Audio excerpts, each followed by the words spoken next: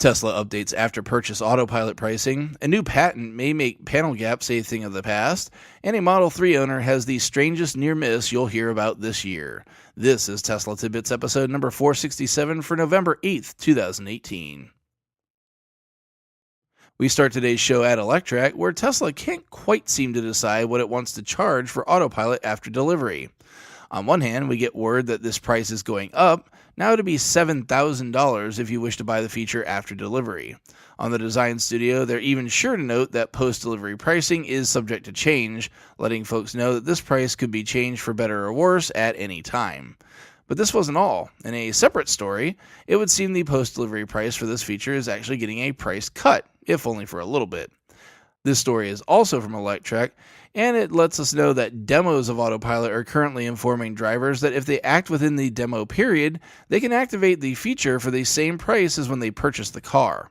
It would seem that this is a temporary tactic in order to boost the attach rate of Autopilot, and is unlikely to last for very long, especially given the story in this first half of this story. So if you passed up the opportunity when you bought the car, and you get the chance to try out the new Autopilot, make sure you have your checkbook ready, because you may not see this incentive again for quite some time.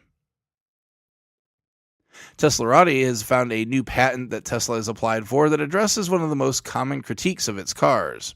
Tesla has long been criticized for a lack of consistency on the panel gaps of its vehicles, especially at the beginning of production. Just check out some of the early Model 3 pictures available for proof of this.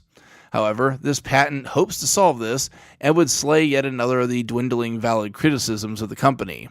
A patent titled Clamping Assembly for Securing Together a Pair of Adjacently Located Panels, which is just the catchiest name you've ever heard, describes a system of clamps to ensure uniform panel gap distance on the vehicle. The opening of the patent describes shortcomings of conventional clamps to do the job, namely that if you have to have play between a pair of panels on one side but not on the other, you may end up with the exact issue that Tesla is trying to resolve. Tesla's clamp design affords them the ability to allow, quote, flexibility in adjusting the positions of the parts relative to one another in one direction, while still securing the parts to one another. That is, the clamping assembly secures together a pair of manufactured parts, in which the manufactured parts require play along at least one direction, while confining movement of the parts in a second direction. End quote. The question seemingly is if Tesla is already using their invention, as we haven't heard a lot recently about panel misalignment being a huge issue.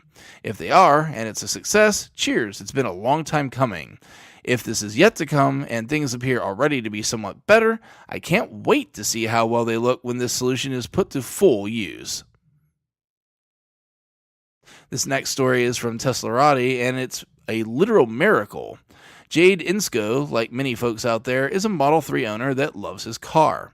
He had no idea when leaving his house for work in the morning that he would be within feet of losing his life. You see, when driving to work, an enormous boulder smashed through his windshield, bent the steering column, split the dash, and even dislodged the center screen, coming to a rest in the passenger seat.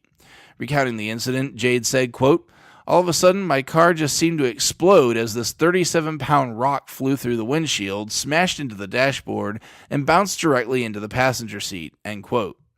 Despite the damage, and despite his own shock and injuries due to the glass that sprayed into his face, he was able to get the car safely off the road.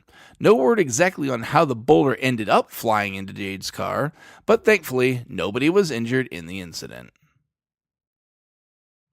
I want to end the show giving a special shout out to all the folks that so generously donated to the Extra Life charity that I support and spent 23 of the 25 hours designated gaming for on Saturday and Sunday.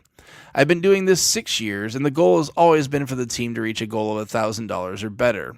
With help from you amazing people, we've done it for the first time this year. As it stands right now, Team Tesla Tidbits has raised $1,130 for University Hospital's Rainbow Babies and Children's Hospital for the 2018 Extra Life campaign.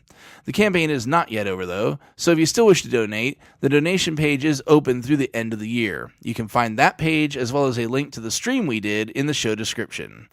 Thank you all so much. You have shown yet again what a generous, amazing group of people the Tesla community is, and I couldn't be more proud to be a part of it.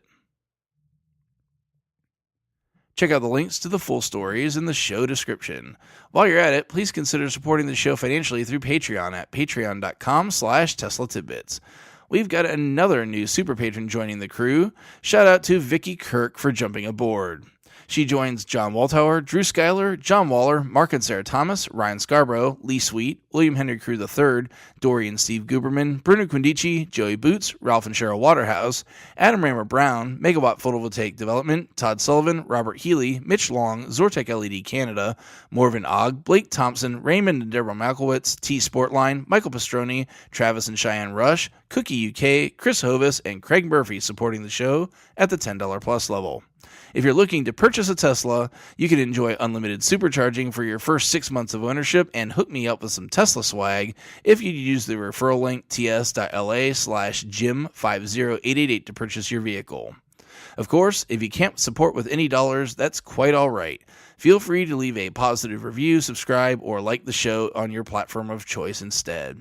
If you have feedback for me, the best way to be heard is to tweet at Tesla Tidbits and use the hashtag AskTeslaTidbits if you'd like your question to be considered for the show.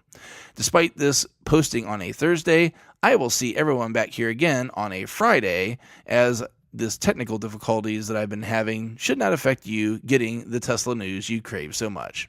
Until then, keep it charged and hit the road.